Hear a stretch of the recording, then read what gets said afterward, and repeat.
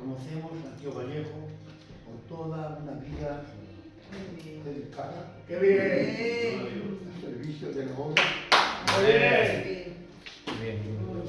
Amén.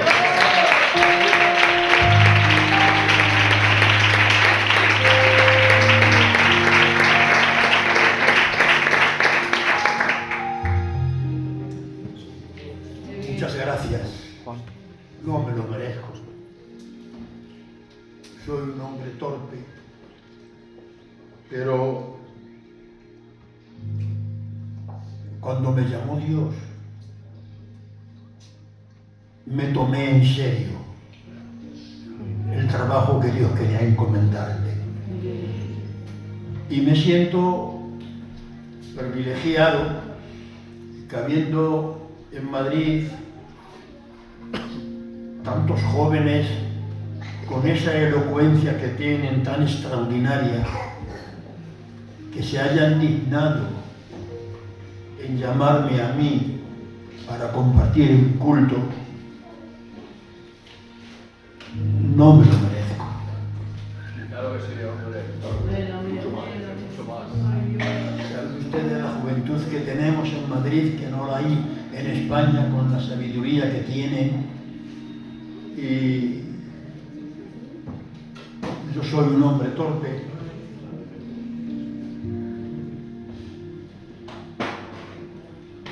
pero amo la obra y muero por ella.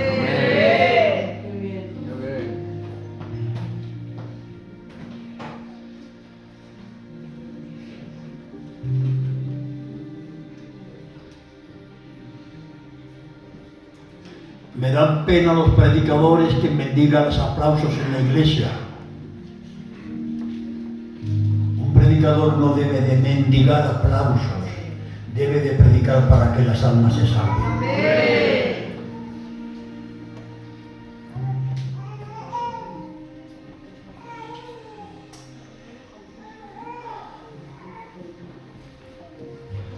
Esta es la señora de Dios, la iglesia.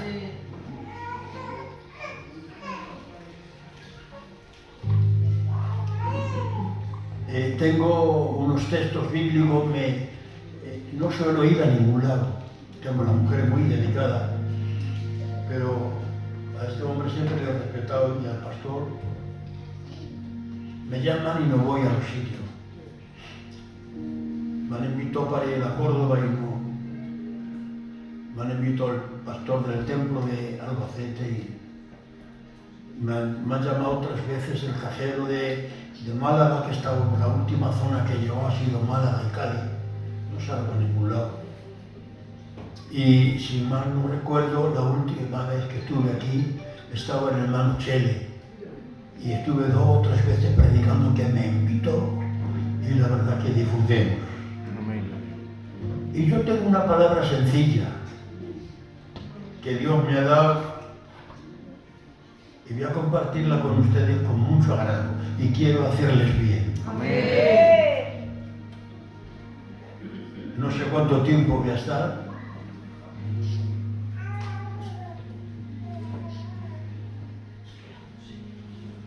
pero quisiera aplicar esto que Dios me ha dado para hacerles bien. Cuenta la historia que, antes de leer el texto bíblico, cuenta la historia que un hombre en América amasó una gran fortuna. Una gran fortuna. Pero por una enfermedad que tenía tan grande en la cabeza, mirando los neurólogos de aquel lugar y no pudieron quitarle los dolores grandes que tenía de cabeza, gastó una fortuna, se vino a España, a un pueblo que era de un pueblo pequeño, y mirando los mejores neurólogos que hay en España, pues para ver si podían quitarle esos dolores de cabeza tan grandes que tenía.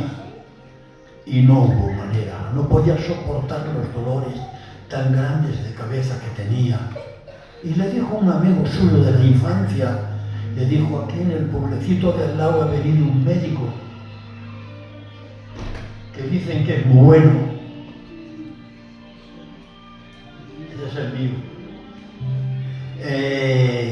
Que es muy bueno este médico. Y este hombre dice, pero si me he gastado una gran fortuna en los mejores neurólogos médicos de cabeza y no han podido quitarme el dolor de cabeza. Pero bueno, cuando uno está en ese momento crítico, te agarras un clavo al viento. Pues fue el médico de aquel pueblecito pequeño, le escultó, le miró y le dio una receta. Tenga usted, vaya usted a la farmacia. Fue a la farmacia, le dio la receta, el farmacéutico le sacó unas pastillas y le dijo el enfermo, ¿cuánto le debo? Y dijo, 7 pesetas. 7 pesetas. Con la fortuna que yo me he gastado para que me quitaran este malestar que tengo en la cabeza. Y no me la han podido quitar, y ahora con 7 pesetas. La sorpresa del enfermo es que se tomó las pastillas de 7 pesetas y desaparecieron los dolores de cabeza. Si usted pusiera hoy precio al mensaje que va a traer el hermano Vallejo, posible no valga las 7 pesetas, pero sí consigo quitarle el malestar que usted tiene.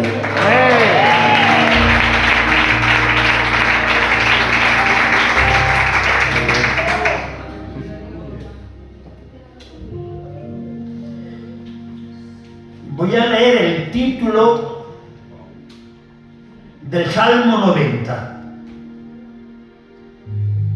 Dice el título, la eternidad de Dios y la transitoriedad del hombre. Lo voy a repetir y luego lo deshago.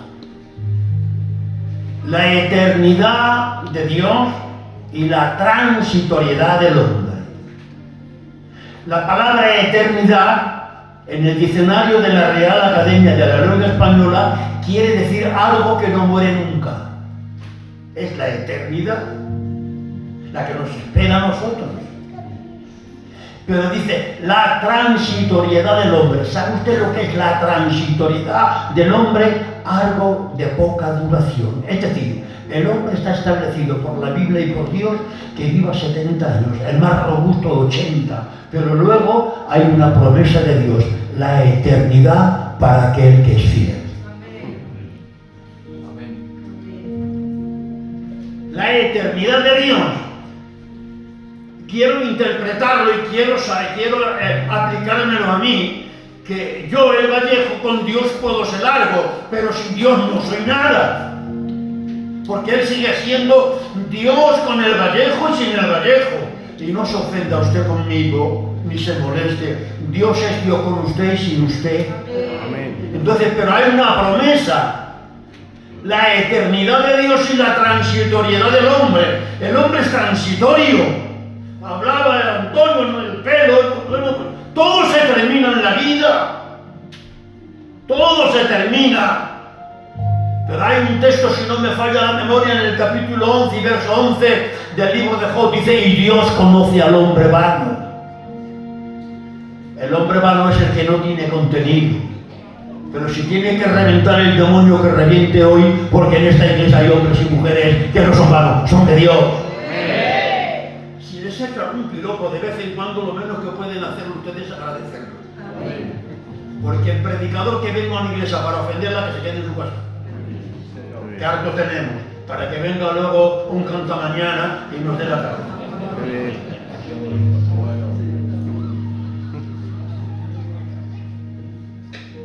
Dios es eterno y nosotros somos transitorios. Es algo de poca duración. Así que debemos de aprovechar el tiempo que nos ha tocado vivir y el privilegio que tenemos de pertenecer a una iglesia y los predicadores que nos predican el pan de cada día. La Biblia dice, capítulo 27 y verso 18, si no me falla la memoria, quien cuida la higuera comerá de su fruto y el que mira por los intereses de su Señor tendrá honra. El que cuida la higuera. Conforme la Biblia y los predicadores lo saben, la higuera tiene un paralelismo grande con la iglesia. Es un paralelismo grande. La iglesia con la higuera. La higuera tiene 3 periodos de fruto. Primero tiene brevas, luego tiene higos, pero luego tiene unos higos verdes que nunca crecen, se quedan ahí. Brevas, higos, y se queda otro pequeño que nunca se desarrolla. Y las hojas de la higuera tienen 5 puntas. Y hay 5 ministerios constituidos por Dios para cuidar la higuera, la iglesia. Que son ustedes, los más preciados. Los más preciados es la iglesia. Quien cuida la higuera comerá de su fruto. Y el que mira por los intereses de su Señor tendrá honra. Mira más por los intereses de la iglesia que por los propios tuyos. Hay que trabajar para la iglesia, que nadie manche la imagen de la iglesia. Nadie debe de manchar la imagen de la iglesia. ¿Saben ustedes que la Biblia dice que en los tiempos difíciles, en los tiempos difíciles, Jocabed se quedó en estado, que era la madre de Moisés?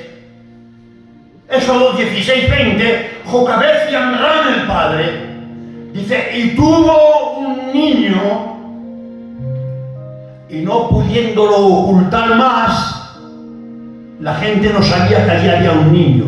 ¿Sabe usted por qué la gente no sabía que Jocabed tenía un niño? Dice, y no pudiéndole ocultar más, hizo una orquídea, lo metió por el río Nilo y la hija de Faraón lo encontró. Voy a interpretarlo. Primero, nadie sabía que en la casa de Jocabed había un niño. ¿Saben ustedes por qué? Porque la madre tenía tanta calidad que los pañales sucios del niño no los tendía fuera. Los pañales de la iglesia sucios, que nadie los saque fuera. ¡Hay que cuidar a la iglesia!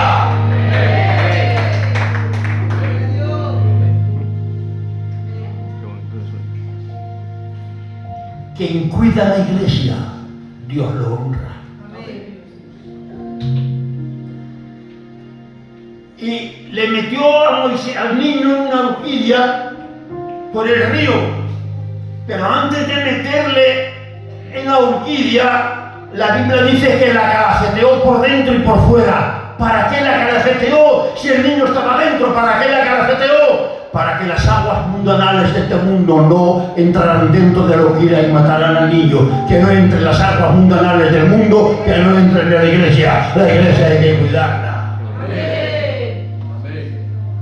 Necesito para Dios un amén. Amén. La Biblia dice, capítulo 9 de Mateo, verso 20, Marcos capítulo 5 y verso 25, y Lucas capítulo 8 y verso 34. Había una mujer vieja por su edad que se moría porque se le iba la vida. Tenía una enfermedad que se le iba la vida. Pero la hija de Jairo se murió. ¿Cuáles fueron los problemas? Hoy en día, en muchas iglesias, tenemos iglesias viejas que se les van la vida, porque no detienen el flujo que se les va la vida. Y tenemos jóvenes que son muy bellas, pero se mueren. Y la Biblia dice, y la mujer que se le iba la vida, tocó el manto del Señor y aquel flujo se quitó. Es tiempo de ir tocando a Dios para que no se vaya la vida de la iglesia. Y a la joven, cuando la resucitó Dios, le dijo, no está muerta. Y echó a los que alborotaban en la puerta. Hay gente que alborota. Qué malos son los que alborotan. No alborotemos en las iglesias, los echa Dios, no los quiere. Y cuando le dice a la niña, Tabita, cumbe, a ti te dijo, levántate. Se levantó y la resucitó. El problema de la niña lo tenía la madre, lo tenía allí, que le dijo el Jesús. El problema de la niña es que no come, dala de comer. ¿Cuántos estamos en las iglesias y se pasan los años y los años y no crecemos porque no comemos?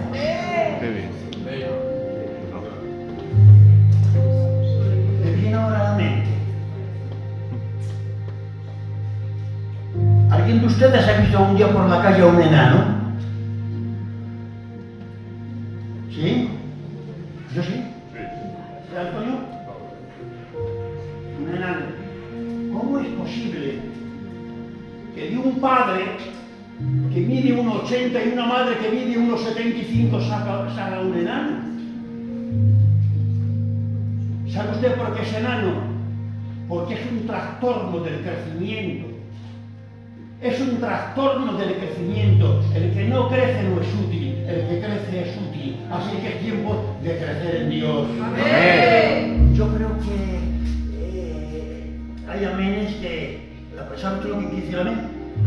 ¿Alguien me puede decir lo que quiere decir la palabra amén? Así sea. Así sea. Entonces, hay que ser un poco más exclusivos. ¿Vale? El crecimiento. Qué bueno es crecer en Dios. Es bueno.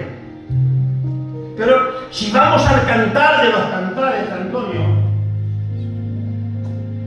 dice un hermano a otro. Cantar de los cantares, le dice un hermano a otro. Tenemos un problema. En la Biblia de Dios habla hoy, le dice un hermano al otro. Tenemos un problema, hermano. ¿Qué problema tenemos? Porque tenemos una hermana textualmente, yo digo textualmente, tenemos una hermana entre nosotros que no tiene pecho. Si vinieran a pedirla, ¿qué hacemos?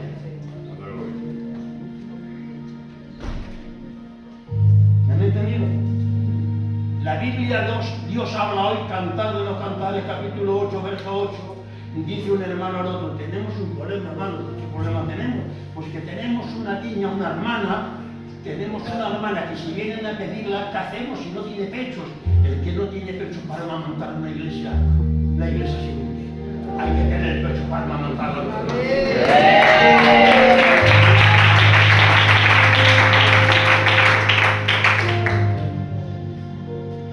Por eso es que la transitoriedad de la vida, la vida es un tránsito, o creces o no creces. Yo quiero crecer todavía más en calidad, en sencillez, en responsabilidad. Si usted lee la historia, lo que yo digo, usted no lo va a ver en ningún libro porque yo no leo libros.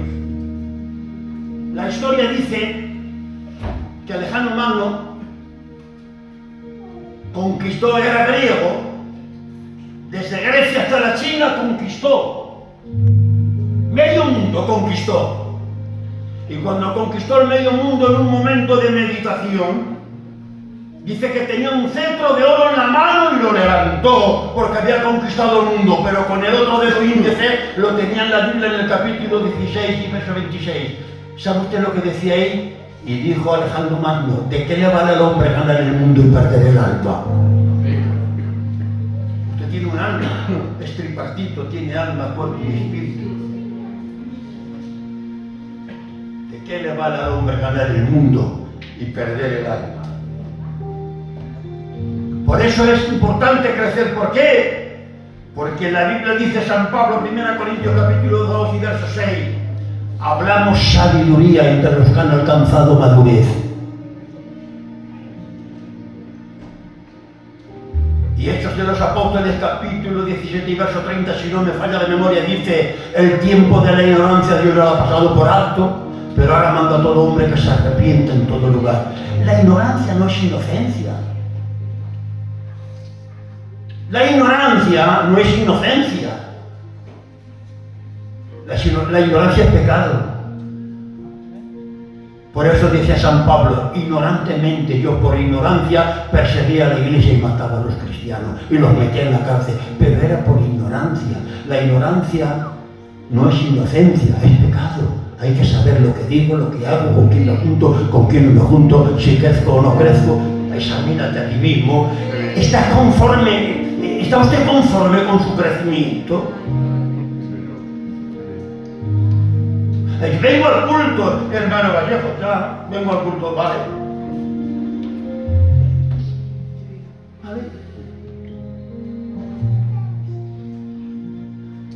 Reciben este consejo de Tejitanico viejo. Me parece que soy el más viejo de toda la iglesia.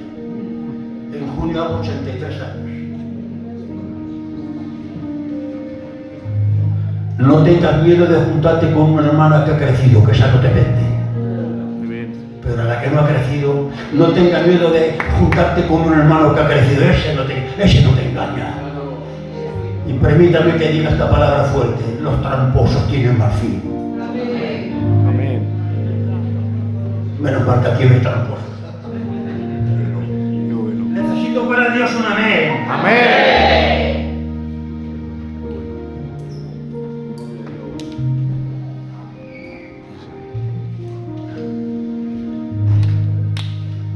La Biblia dice en el capítulo 15 de San Juan, Jesús dijo: yo soy la vid verdadera y mi Padre es el labrador. Todo pámpano que no lleva fruto es cortado. Yo soy la vid verdadera, mi Padre es el labrador. Todo pámpano que no lleva fruto es cortado, porque utiliza la savia del tronco de la viña. Y digo yo, si luego quieren me corrige, el que no es útil en la iglesia tarde o temprano es un estorbo.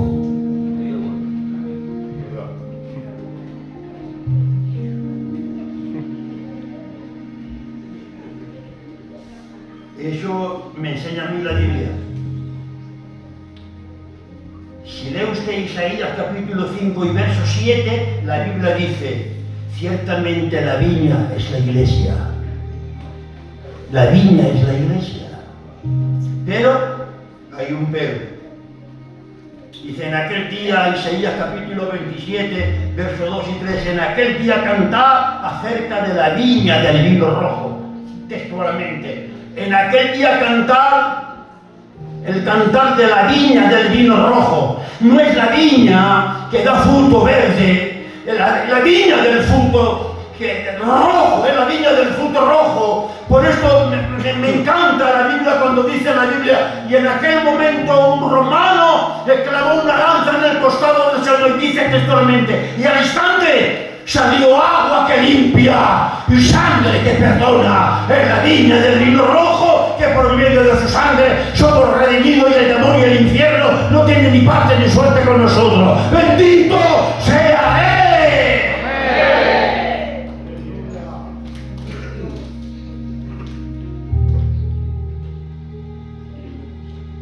Y dice más el texto, verso 2, verso 3 del capítulo 27: y Dios guarda cada día esa viña, la viña del vino rojo.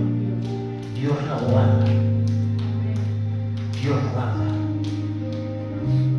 La Biblia dice: y un padre de familia tenía 2 hijos, y le dijo a uno: vete a mi viña a trabajar. Dice: sí, padre, y no fue. Y el otro dijo: yo no voy, padre, pero luego fue. ¿Quién fue justificado? El que dijo no y fue a trabajar en la viña. Hay que trabajar para esta viña. Hay que trabajar para esta viña. Porque la Biblia dice, Amós capítulo 3 y verso 3, ¿andarán 2 juntos si no estuvieran de acuerdo? Si yo no estoy de acuerdo con una persona, no ando con él. Si Dios no está de acuerdo conmigo, Dios no anda conmigo. ¿Andarán 2 juntos si no estuvieran de acuerdo? En ninguna manera. No puede. Por eso la Biblia dice: y el padre de familia por la mañana salió a contratar obreros para su viña, y convino con ellos en un denario.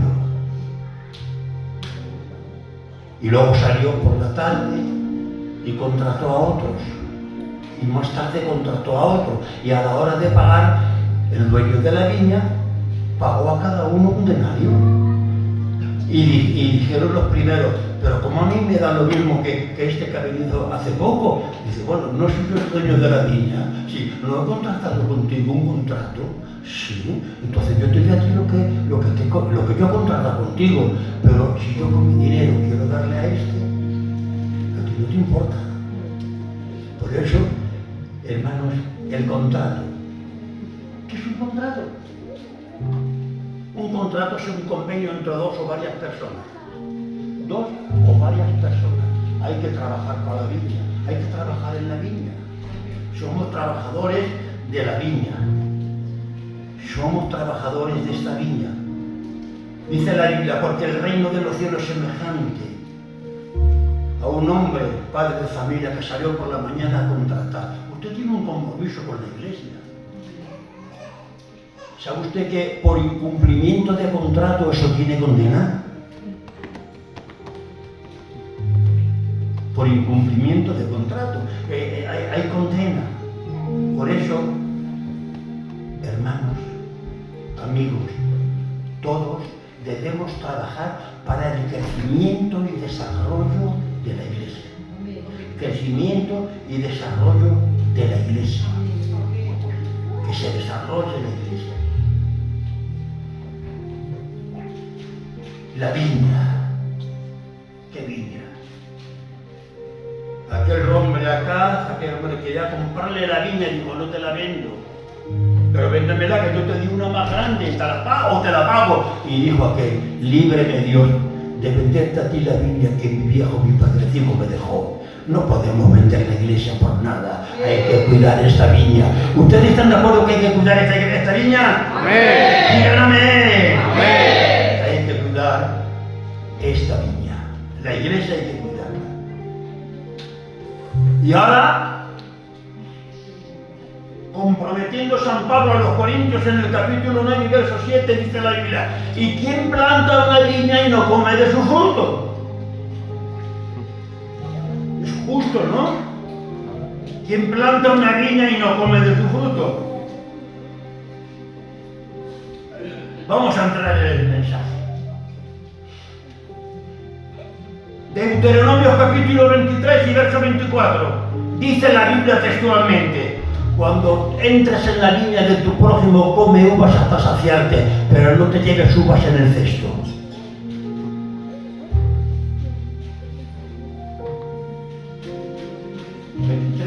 De Deuteronomio. Cuando entres en la viña de tu prójimo, si el Antonio tiene una viña, es un mensaje sencillo para que lo entendamos. Si el Antonio tiene una viña, él permite que el gallojo vaya a la viña y me ponga un racimo o dos de uva. Lo que nos puede permitir es que me lleve mi cesto y llene el cesto de uvas como que son mías. Están grabando, ¿no? Claro, me parece bien. Hay predicadores que las uvas que han plantado no son suyas. Han copiado de otros y dicen lo que otros han dicho. Y lo que uno dice, lo que otro ha dicho, eso no tiene fuerza. Tiene fuerza lo que tú crees y lo que tú has buscado. Entra en la viña de tu prójimo.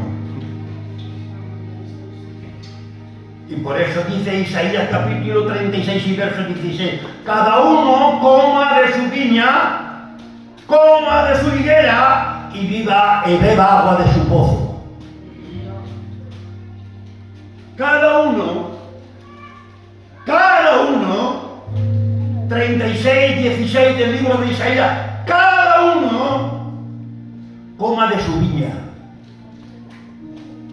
Cada uno coma de su higuera, cada uno beba agua de su pozo. Aquí voy a usar unos minutos.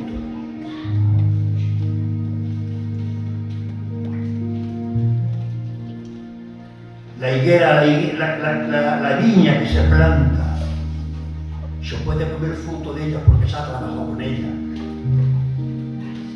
Y como higos de su higuera.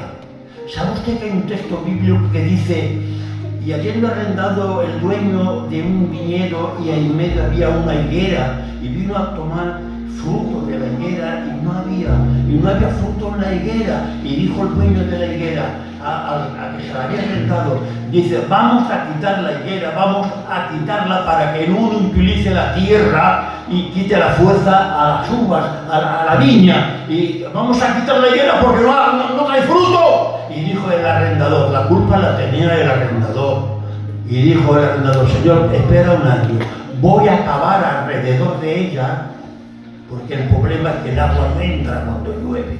Voy a cavar alrededor de ella porque se ha endurecido tanto, que no entra el agua. Y dice, vamos a cavar y vamos a abonarla. No quiero entrar en el tema del abono, que es muy fuerte. Vamos a cavar alrededor de ella y vamos a abonarla. Si dará fruto bien y si no la cortamos. Se había endurecido tanto que no entraba el agua, no la cuidaba el arrendador, no la cuidaba. Y la iglesia hay que cuidarla. Gracias por eso.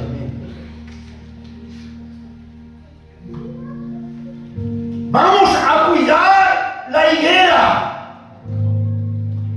porque se ha endurecido tanto que el agua cuando llueve no entra. Hay que cavar, hay que quitar la tierra seca. Ahora hablamos de la tierra. Eso.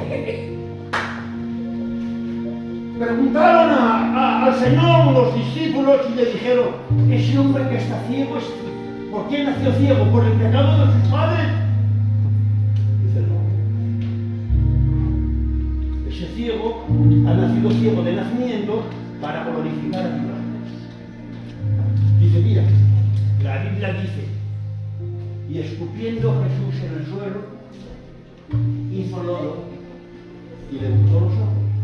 Si antes no veía, ahora veía menos. Pero era un problema de genética. Un problema de genética. El problema de genética es que uno nace con ciertos defectos. Y entonces, ¿por qué hizo lodo con la saliva? Porque la Biblia dice, y Dios tomó el polvo de la tierra y sopló el hálito de la vida en la nariz del hombre. Y el hombre fue un ser viviente. Tierra. Y está establecido que de las 92 propiedades que tiene la tierra, 14 propiedades tiene el hombre. Entonces, como era un problema de genética, no hay problema. Si el problema de la genética es la tierra, pues yo escupo la saliva, que la saliva tiene el contagio, hago un poco lodo, le unto los ojos al ciego y digo, ahora vete al estanque de Siloé y lávate. Y cuando fue allí, se lavó y vino viendo ya, porque el problema era de genética. Era de genética. Y ahora, cuando vienen allí, se sorprenden los fariseos y se sorprenden los carnales. Dice, ¿pero cómo es posible esto? Vamos a preguntar a su padre. Y le dicen al padre, ese es tu hijo, sí. Y es ciego, ¿no? Dice, sí, nació ciego. Nació ciego, era un problema de genética, de ingenio, de genética. Pero él, como el hombre está hecho del polvo de la tierra, con la saliva que está junto hace un poco de barro, le unta un problema en los ojos que está ciego, es porque le falta la sustancia y empieza la batida. Se lavó. Dios es así. Dios es así. Los problemas de genética él los arregla de esa manera. Necesito para Dios un amén. Amén. Yo no sé si me están entendiendo, ¿no? Yo no sé si me están entendiendo. Era un problema de genética. ¿Saben ustedes cuántos sentidos corporales tenemos las personas? ¿Lo saben? Por favor, si lo saben, me lo dicen. ¿Cuántos? ¿Cuántos son? 5. ¿Me lo puede usted decir? Por favor, díganmelo. Aquí ¿Perdón? No, así sí, no oímos. Póngase de pie y dígalo, por favor. Venga, lo digo yo, venga. El tacto, el olfato, el gusto, la vista y el oído. 5 sentidos. ¿Dónde sopló el hálito de la vida Dios al hombre, al muñeco de barro? ¿Dónde sopló de los 5 sentidos? En la nariz. Porque por la nariz es el único sentido por donde no entra el pecado. Lo digo, la Biblia dice ahí de las manos derramadoras de sangre. El tacto, el sentido, el oído. Las malas conversaciones corrompen la buena costumbre. La boca, por los dichos de tu boca te condenas tu sangre, porque usted es dueño de su silencio y el pecado de su alma. Bien. ¿Vale? La vista, perdóname hermana, el que mira a una mujer para para codiciarla y adulterar en su corazón también. Sin embargo, por el olfato, el olor, por ahí, ¡Muy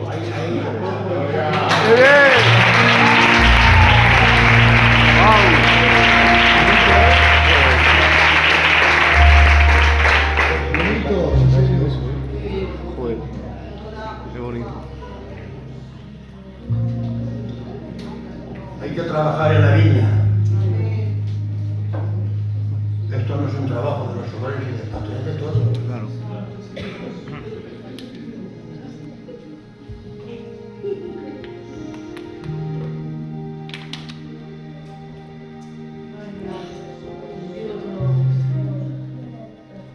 Quiero decirles que la viña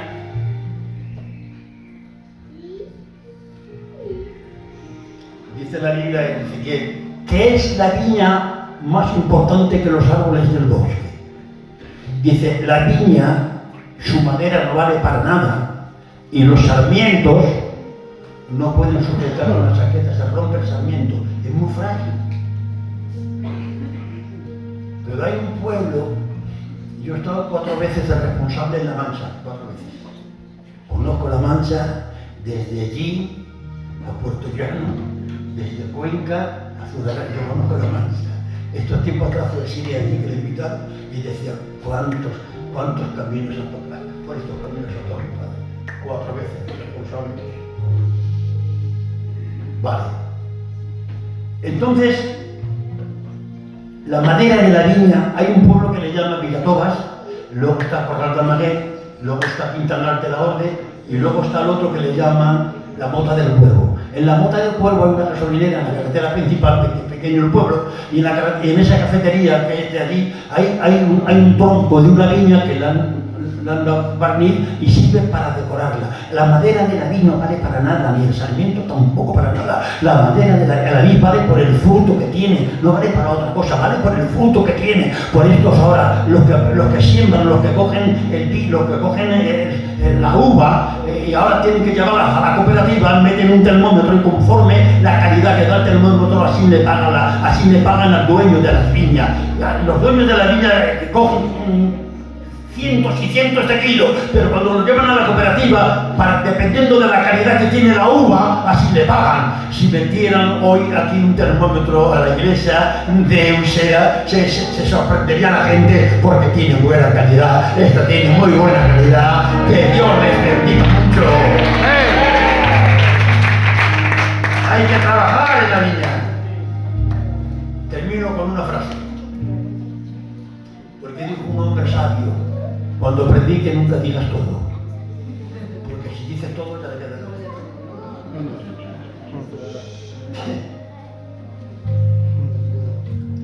El día 9 de octubre del 2011, el día 9 de octubre del 2011, siendo pastor de la iglesia de Caño Roto, el hermano Faico dijo esta palabra y yo la apunté.